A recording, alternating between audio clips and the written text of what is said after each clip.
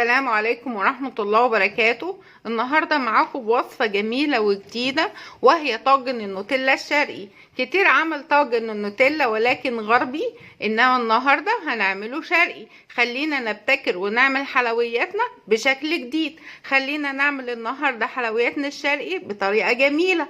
شايفين الطاجن النوتيلا ده شرقي، جواه اسرار كتير وجواه حاجات كتير جميلة جدا. شايفين الجمال؟ شايفين بقى؟ ايه رأيكم؟ شايفين النوتيلا والكريمة بقى والكراميل، وفيها سر جميل قوي هنعرفه مع بعض النهاردة. شايفين تحفة ازاي؟ ما شاء الله ما شاء الله، تحفة ازاي؟ شايفين الجمال؟ ميكس كريمة مع جناش مع نوتيلا مع كراميل مع سر جميل هنشوفه عملناه ازاي، وهنشوف طريقته في الفيديو من جوه. يلا بينا كده على المقادير ونعرف عملنا الطاجن النوتيلا الشرقي ده ازاي. شايفين؟ انا عاوزاكم بس تشوفوه من جوه شكله ايه وجماله من جوه. ما شاء الله ما شاء الله. يلا بينا نعرف عملنا حلوياتنا الشرقية النهاردة ازاي. يلا بينا على المقادير. بسم الله. ناخد ربع كيلو كنافة ومعلقتين سمنة كبار واقلبهم على النار لغاية لما تتحمر ويبقى لونها ذهبي ولونها حلو. استمر كده في التقليب لغاية لما تاخد اللون الذهبي الجميل. تقليب مستمر بالشكل ده لغاية لما تاخد اللون الذهبي بالشكل ده. بعد ما حمرته بقى باللون الذهبي الجميل ده، شايفين اللون؟ اخده افضيه في بوله. بسم الله.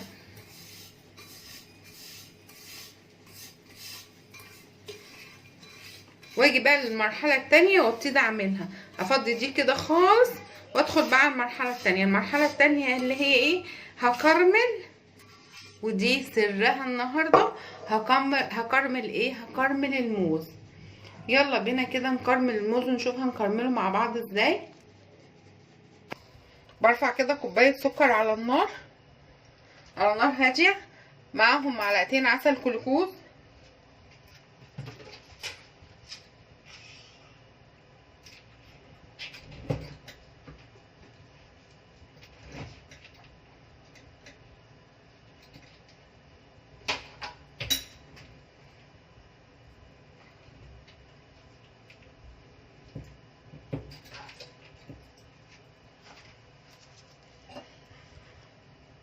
لا اما معلقه كبيره كده لا اما معلقتين. هو السكر بيبتدي حبيباته ازاي بتدوب عشان تتكرمل.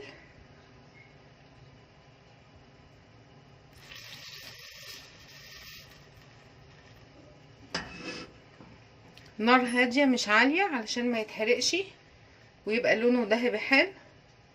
شايفين بدأ يدوب ازاي من هنا؟ ده مفيش عليه ميه ولا اي حاجه.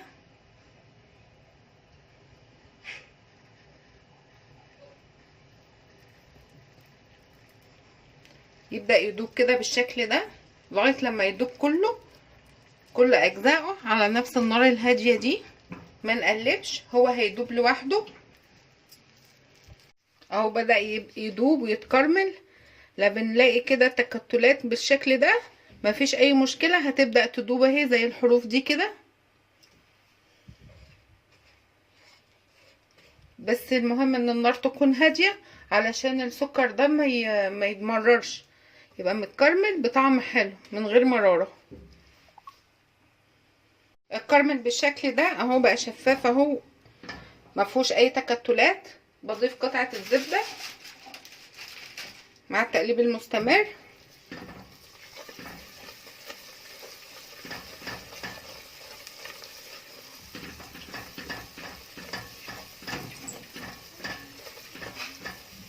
لغايه لما الزبده تدوب خالص.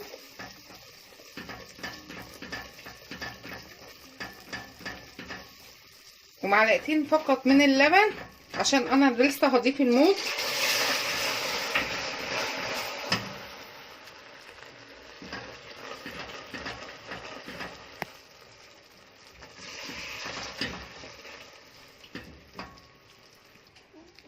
اهي بعد ما ضفت اللبن معلقتين كبار من المعلقه المعياريه، يعني في ما يعادل ربع كوبايه لبن.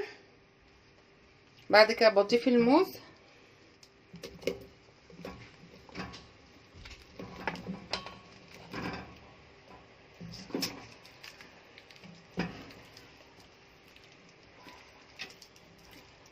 ممكن تضيفي قرفه لو حبيتي، بس انا هخليه كده.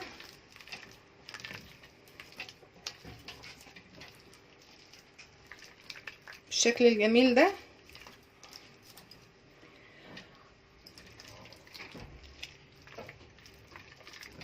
واسيبه كده، انا كده طفيت النار، اسيبه يبرد نهائي وبعد كده نركب الطاجن الجميل بتاعنا. بعد ما كرملنا الموز بالشكل ده، حمصنا الكنافه بالشكل ده مقرمشه وجميله، معلهاش اي اضافات هنا. ضربت انا معلقتين كريم شانتيه مع معلقتين باستري كريم مع نص كوبايه لبن. الكريمه دي بتبقى لذيذه قوي كده في حشو الشرقي. نيجي بقى نركب معاه شويه جناش وشويه نوتيلا وشويه كريسبي. نركب بقى الطاجن اللذيذ ده، الطاجن الشرقي بقى، النوتيلا اللذيذ اللي فيه مكونات شرقي لذيذ جدا. يلا نسمي بالله ونركب الطاجن كده. اول حاجه اخد ايه؟ اخد كنافه. احنا متفقين الكنافه دي معلهاش اي اضافات غير ان انا حمصتها بسمنه. انا ما ضفتش عليها سيرب ولا حاجه، اكتفيت بالكراميل اللي في الموز، كفايه قوي عليه. كميه كده معقوله. شايفين مقرمشه وجميله ازاي؟ اجي هنا اخد الموز المكرمل. بسم الله. بالشكل الجميل ده، وخلي الكراميل ينزل على الكنافه يخلي طعمها حلو قوي. طبعا مش ده كل الموز المكرمل، انا شلت منه شويه عشان هعمل بها ايه؟ هعمل بها كيكه جميله جدا. برضو خليكم كده حافظين خطوات كرمله الموز علشان هنعمل بيها كيكه حلوه قوي قوي. يدوبك كده كفايه قوي معلقتين كده. اضيف عليها شويه كريمه.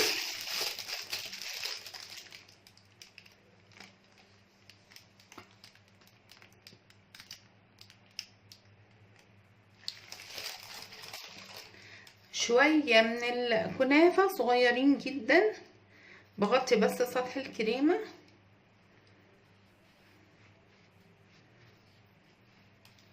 طبعا انا بقول الطاجن ده شرقي، حلويات شرقية، يعني بتضيفي فيه اضافات حلويات شرقية، بعيد بقى عن الطاجن بتاع الكيك والكلام ده. لا، الطاجن ده شرقي لذيذ جدا.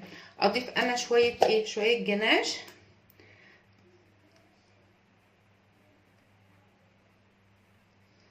اضافات بقى زي ما انت عاوزه، خلي الطاجن ده بتاعي غني ومليان الشكل الجميل ده. بعدها برضو شويه نوتيلا، بس خلينا نغطي بس السطح ده كويس.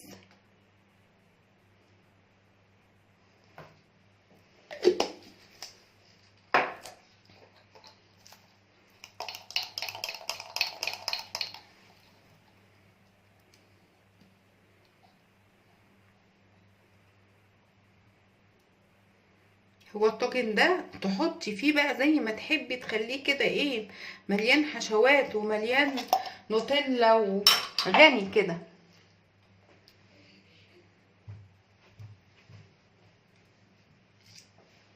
تمام. شويه كريسبي.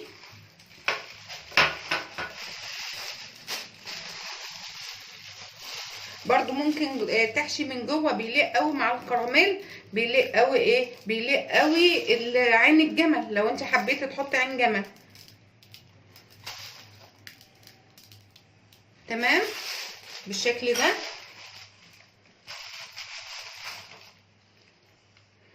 واحدة فلوتس كده. هو الطاجن ده بقى امليه زي ما تحبي بالشكل الجميل ده. ممكن تضيفي عليه اوريو، ممكن تضيفي عليه الحشوات اللي انت عاوزاها. ممكن لو انت مش عاوزاه بالموز المكرمل، ممكن نعمل واحد من غير الموز كده.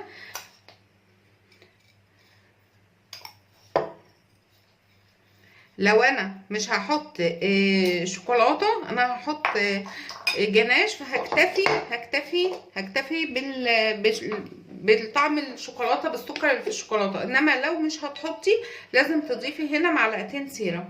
بس انا هضيف كده شويه شوكولاته،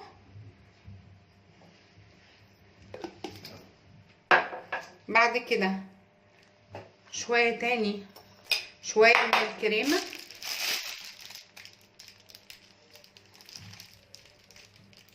انا بقول مش بضيف عليها سيرم عشان ما تبقاش مسكره زياده وتجزع كده النفس. ماشي، شويه من الكنافه.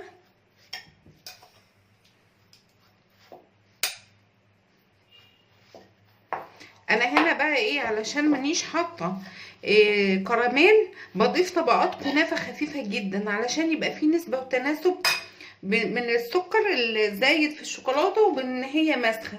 بحط طبقات كده خفيفه. الطواجن دي لذيذه جدا. هي طواجن ليه؟ لان هي بتتاكل دافيه، تدخل الفرن قبل الاكل كده، بتتاكل دافيه، عشان كده فكرتها ان هي في طاجن.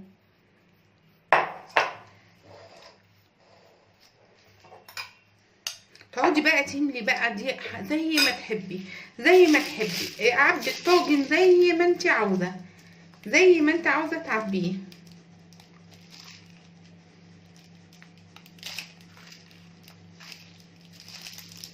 شو معلقتين كريمه عملوا ايه؟ عملوا 2 طاجن ازاي كبار ما شاء الله.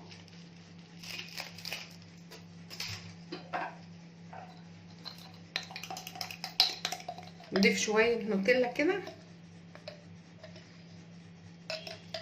النوتيلا بيبقى طعمها حلو قوي مع الحاجات دي، وهو الطاجن اسمه طاجن نوتيلا، فدايما بتدخلي فيه جزء من النوتيلا. حطي بقى زي ما تحبي، املي الطاجن بتاعك زي ما انت عاوزه.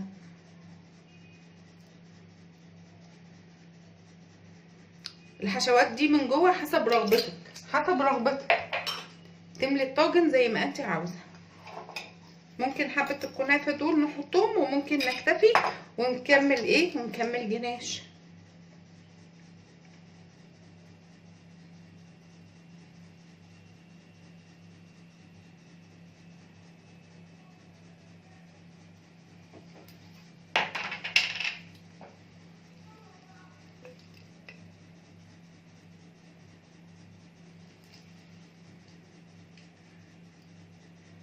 اهو بالشكل الجميل ده.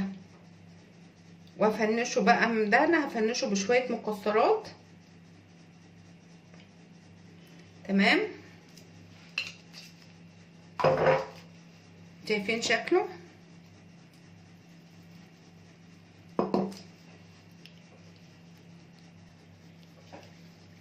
بقى انصاف كده عين جمل.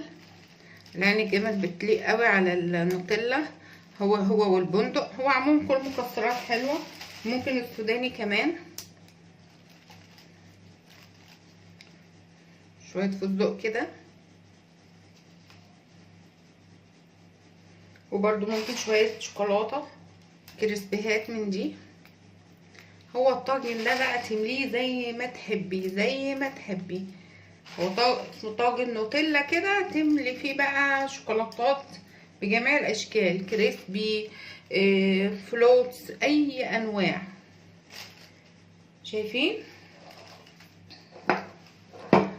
ده اللي بالكراميل، وده اللي بالنوتيلا من غير كراميل. ماشي، ده اللي بالكراميل مع الموز المكرمل يعني، وده اللي من غير. تمام، ايه رأيكم؟